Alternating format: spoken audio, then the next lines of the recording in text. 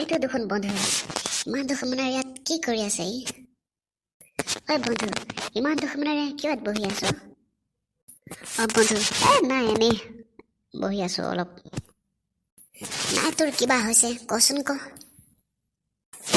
ঠিক আছে কৈছো বাৰু তোক বিশ্বাসত শুনি যা তেন্তে ঐ ভাই কি হ'ল মালটো পতাব পাৰিলা নাই হা নাই ভাই বহুত দিনৰ পৰা ট্ৰাই কৰি আছো নপতে দেখোন কিনো হ'ব ধৰিবই নোৱাৰা হৈছো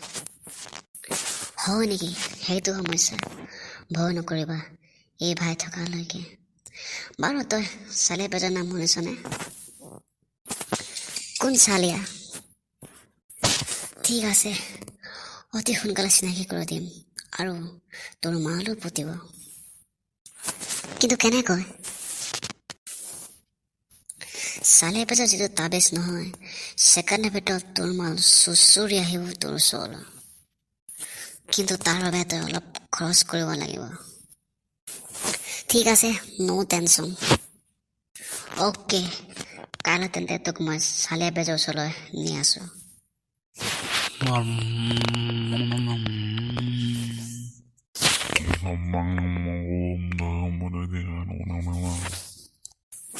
চালিয়া ছাৰ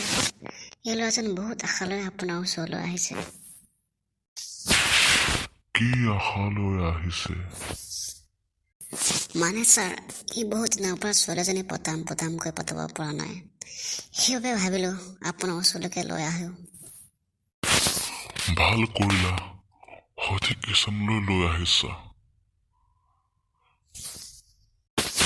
বাচ্ছা তোক মই এনেকুৱা তাবিজ দিম সি 3 দিনৰ ভিতৰত তোৰ ওচৰলৈ চুচুৰি আহিব লাগিব অ'কে ছাৰ বাৰু ইয়াৰ কাৰণে মই কি কৰিব লাগিব পূজাৰ কাৰণে সকলো সামগ্ৰী লৈ আহিছানে অঁ ছাৰ সকলো আনিছোঁ প্ৰয়োজনীয় বস্তু ঠিক আছে মই তেন্তে মোৰ মন্ত্ৰ জাপ আৰম্ভ কৰোঁ ও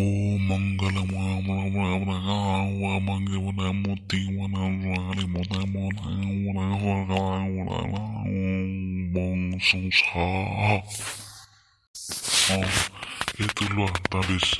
আৰু পিন্ধি লোৱা 3 দিনৰ ভিতৰত তোৰ ওচৰলৈ তোৰ ছোৱালী চুচুৰি আহিব লাগিব ধন্যবাদ ছাৰ এইকণ মোক সহায় কৰাৰ বাবে যদি মোৰ কামটো হয় আপুনি যি বিচাৰে মই তাকেই দিম কিন্তু আজি এমাহে হ'ল সি মোক পাত্তা দিয়াটোৰ বাদেই মোলৈ চকুলো চাবলৈ এৰিলে আজিৰ যুগত না তই এইবোৰ কথা বিশ্বাস কৰ সিহঁততে হাত আছে তোৰ নিচিনাবোৰক ঠগি খুৱাই সিহঁতৰ বৃত্তি বুজিলি বাৰু যি হ'ল সেইবোৰ বাদ দে আৰু ভাল কামত হাত দে যিয়ে তোক ভাল পায় তোক এনেও ভাল পাব আৰু যিয়ে নাপায়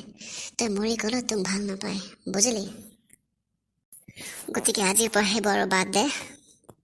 তই নতুন জীৱন এটা আৰম্ভ কৰ